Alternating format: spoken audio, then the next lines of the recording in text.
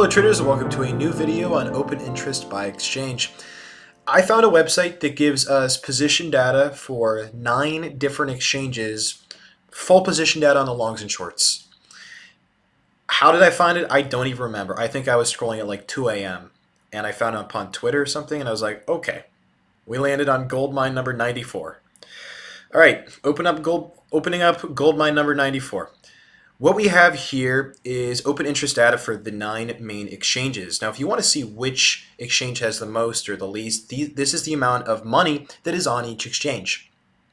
What open interest means is it shows us how many longs and shorts there are across all futures contracts on that exchange. So when you see this say $1.3 million for BitMEX, that means that there's currently 1.3 billion.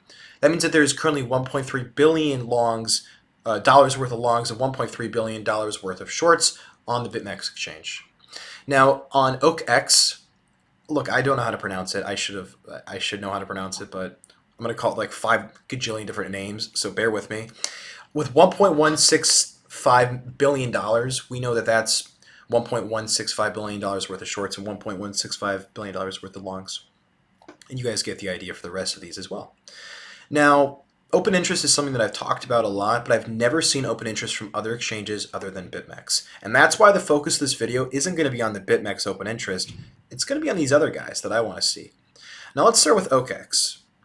This is a major Asian exchange, and a lot of the volume is Bitcoin. As you can see in some of its ETH, and you can see the distribution here, and it's all in fiat. See volume by currency. Okay, so what I care about is there's a certain shape of this open interest that seems a little bit strange at first. If you guys can try to unmask it, I would be very proud if anyone actually can predict what I'm going to say before I say it. Because I think you got like a 5% chance, maybe higher. I have faith in you. All right, I'll give you guys a hint, and if you don't want the hint, then pause the video. What we see here is open interest rise to a certain level, then fall back to the same level. What does that mean? That's hint number 1. Hint number 2 is just going to give it away. What that typically means is, look, when I see open interest, it's at about like what, 1.166 billion, right? Then we go up to about 1.167 billion, 926, and then we go right back down to 1.166 billion. That typically means that a large position had entered and then exited right after. So this large position may have been a bot. It probably was a bot that was just scalping the market, or just perhaps even momentum ignition or spoofing. Or not spoofing, but momentum ignition. I'm not saying that this was momentum ignition, but there's something going on here where a large position enters and then they exit right after. Happens again here. Well, when you look at this, we go up from about 1.166 billion, 337K, to 1.167. Then we go right back down to around the same number, just minus $200,000, which is not that much in open interest terms. And then it just keeps on happening where you see, open interest, it rises, and then it goes right back to the previous level. What does that tell us? Well, that tells us that a large position had entered. Now, how do we trade on that? Well, typically you're going to want to know the direction Freudian slip, that position is taking. So let's go look at the data. The first thing I want to talk about with you guys is what happened between 1640 and 1650 that caused $2.4 million of longs and shorts to be added to the books. Spooky. It's not even Halloween. Okay, so what we see here is 1640 to 1650 means that it's from here, to here. Those are the time that, so really, it's not here, ignore that, but it's these 2 red candles where $2.4 million was added. Look what happens after. We get a lot of volatility right to the upside. Was it, how much percent, 1.4? No, like 1.87%. This would have been a beautiful time to enter long. I mean, just to put in terms of these big traders who had likely entered, if you had bought $1 million worth here, you would have made about, what is that? $18,000 after a 1.8% price move.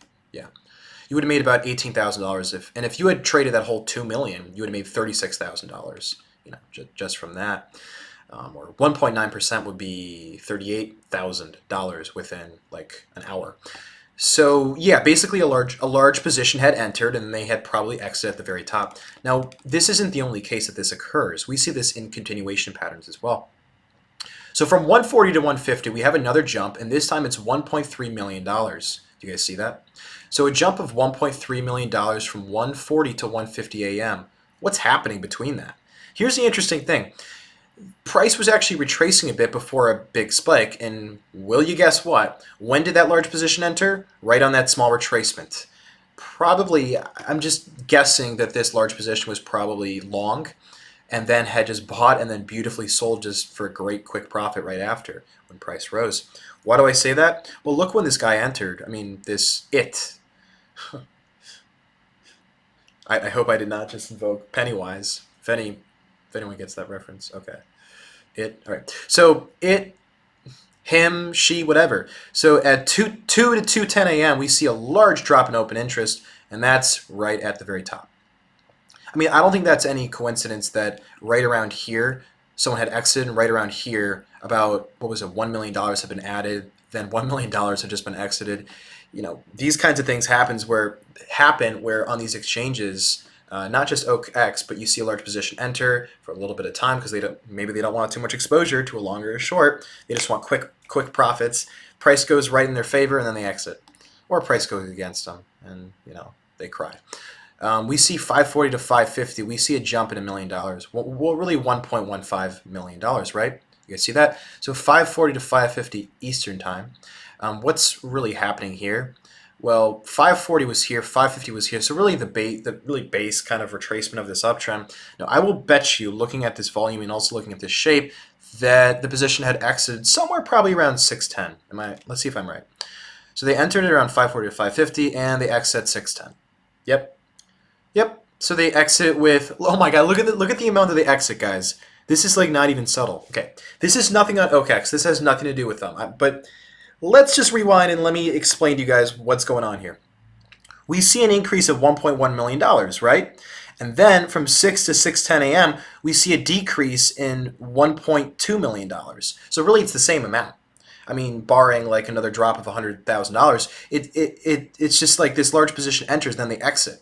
I think it's pretty clear that this is just one or two, probably just one position of $1 million that exits at 610. So they enter here, and then they exited, right? And this just kept happening. It happened from 920 to 930 with an exit from 940 to 950. Okay, can I remember all that? So 920 to 930. 920 to 930, really nothing was happening. But then right when, they had probably bought, and then they probably bought here, which is the 920. They exit at 950. 950 is on that great volume spike here. So, they make a nice little profit, as you can see here. Now, you may be wondering, all right, so you can see here that we have these large positions entering, we have these large positions exiting, but how do we know which way they're going to be going? I don't. I really don't know which, if they're going to go, if they're making a continuation trade, if they're making a reversal trade. Well, what can we use to bolster our probability of guessing, or, not guessing, I don't like that word, estimating where price is going to go? Well, I would say typically a lot of these patterns look like continuation to me, except for the first pattern. The other three were all continuation. What we also see is every time that we saw them exit, there was a slight retracement back down, or not back down, retracement in the other direction of the trend, or a reversal. So typically, what we see is after these large positions exit, we see a little bit of price going the other direction. Let's go look at Huobi. I haven't looked at this open interest yet, so I am very excited. Anything fun and spooky? Not really. Just a large drop in open interest from 10:20 to 10:30. I don't think even anything happened at 10:20 to 10:30. Did anything happen at 10:20 to 10:30? 10:20 was here. 10:30 was here. All right, so price goes down a little bit, and a lot of people exit, or large position exits. Interesting, I guess. But I want to see, this one's come under a lot of fire recently. I want to look at FTX just for fun. Kraken, do I see anything interesting? Well, yeah, we go from 63 million to 64. That's actually quite the large increase with Kraken, because of the open interest is only 64 million. That's not that much. So when we increase from 63.78 up to 64.78, that's $1 million increase. So 320 to 350. What was going on at 320 to 350, where $1 million was added on Kraken? Oh, that's a beauty. Look at that. Look at that. 320 to 350. So from here to here, really, we see some $1 million get accumulated by probably a large trader, in Kraken or a series of large traders, and then price goes up. Beauty for them. And then they begin to exit around here. Oh, big exit from 420 to 430. I mean, that's $600,000 or $600,000. Then we see the second exit right here. Quite beautiful. So 420 to 430 was here. Yeah, at this market top. So the first thing they did is they bought some here, then they exited around here, and then they exit around here as well. So looks like a very just slight profit. Now we get a lot of increase here. Wow. And they haven't exited yet. Look at that. They haven't exited. So what does that tell me? Well, okay. I'm trying to hold myself back from saying this, but I'm not going to hold myself back. Well, if they haven't exited yet, then I think that the trend is still on, meaning that I wouldn't be shocked. If they entered when price was going down, I'd expect that they. Let me just show it instead of saying it. So at 10:10 they finished what they wanted to do. At 10:10 price was here. Do you think that they were shorting, or do you think they were long? This is actually difficult. They started to really get very aggressive to get in their positions on Kraken from 940 to 1010.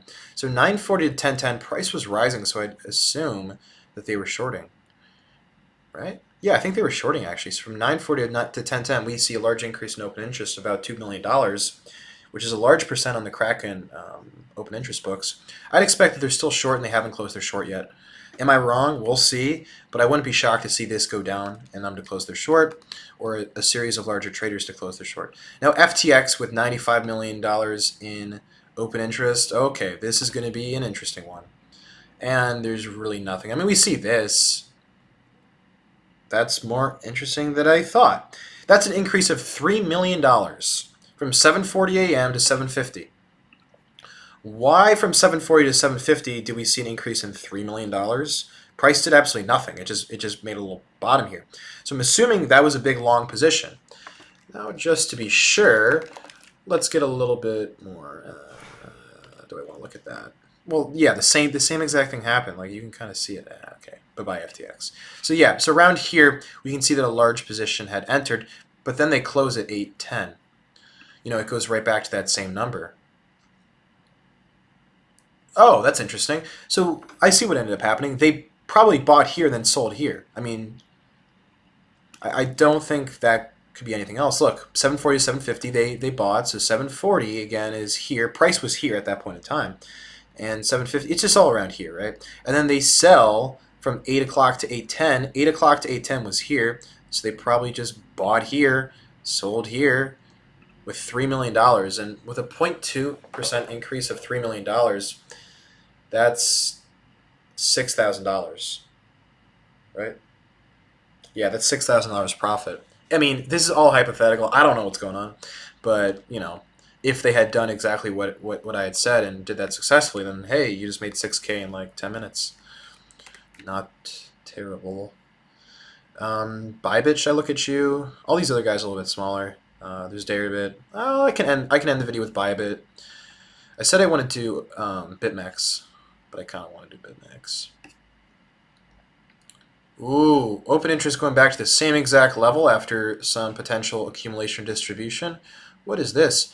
We were at a base of 175.256 and we went down to 175.848. It's pretty similar. So this is probably just an increase in a large position or a series of traders and then they just decrease.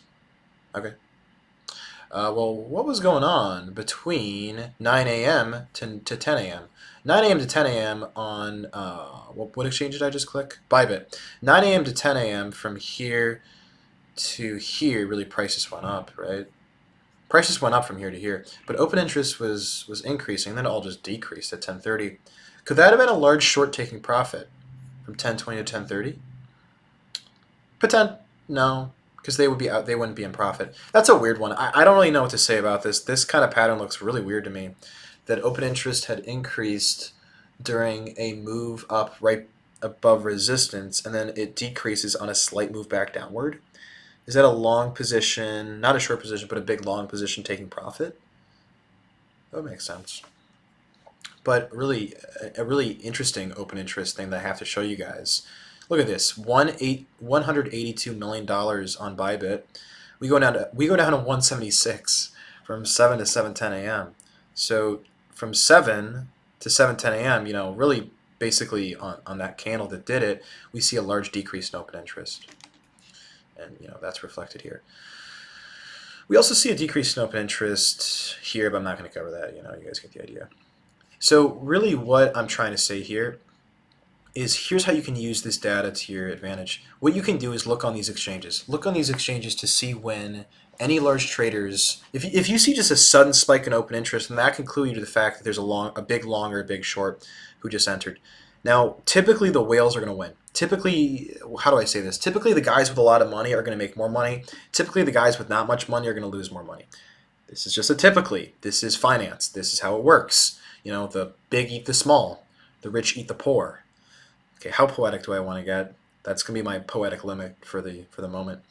And with that, if you see a large long position entering within a continuation of an uptrend of, I don't know, $2.5 million, then don't be shocked to see price spike up. And then when you see that large open interest drop, then maybe that large position had dropped and maybe price is actually about to go down.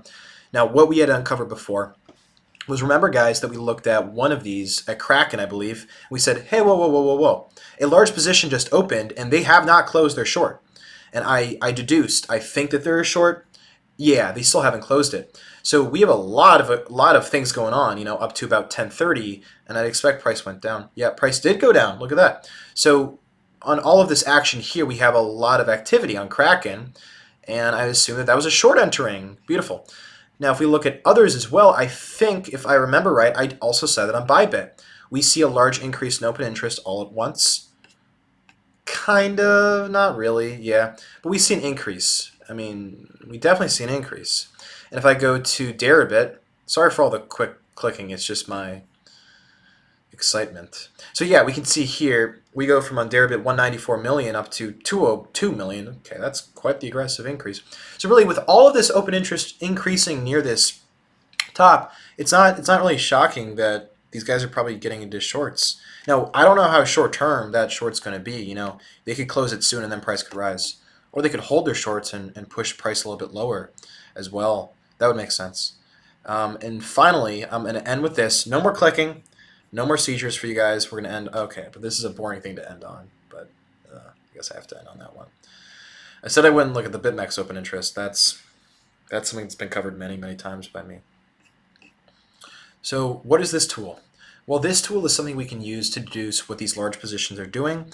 And you can also just not use it that way and just use it the traditional way, where you look for large decreases in open interest as reversals and large increases in open interest as continuations. Or you can get a little bit more in depth and try to find what these bigger players are doing by looking at the change in open interest over a 10-minute period. With that, I'm going to share this link in the description below, and happy trading, and go get that open interest.